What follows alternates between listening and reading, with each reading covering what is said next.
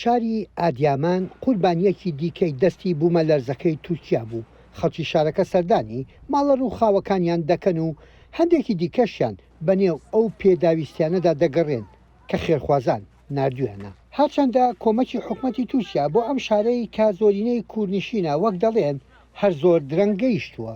بۆ بیر هەفتە ئەم هەفتەیە هەر زۆر خراپ بوو بە تەواوەتی وێران بووین لە سێ ڕۆژی یەکەمدا هیچ کۆمەکێکمان پێ نەگەیشت. دۆخەکە زۆر بە ئازار بوو. ئێوارەی ڕۆژی سێم هەندێک کۆمەکمان بەدەستگەیشت هەر زۆر درەنگ بوو. کە لەو وێرانکاریە دەڕوانی کە بوومە لەرزەکە خستوێتیەوە بیر لە چۆنێتی دروستکردنی خانوبەرە و باڵەخانەکانەکەیتەوە. ئەم هاوڵاتی ئادیامان دەخوازێ لێکۆڵینەوە لەو کەسانە بکرێت.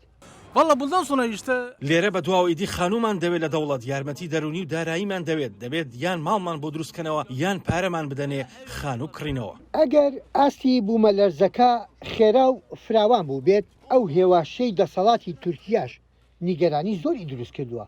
ببینە دایکێک چۆن باسی خێزانەکەیەکات. بەڕاستی بارودۆخمان خراپە لە حوشەی مزگەوتێکدا دەخەوین هەموو بەستویەتی پەناگەیەک نادۆزینەوە نە ئەو نەکارەبا هەیە هەموو منداڵەکانمان نەخۆشن ناتوانین بچین بۆ هەرجێگایەک ناشوێرین بەگەڕینەوە بۆ ماڵەکانمان لەو سەرمایەداین هیچیشمان نییە بیپۆشین.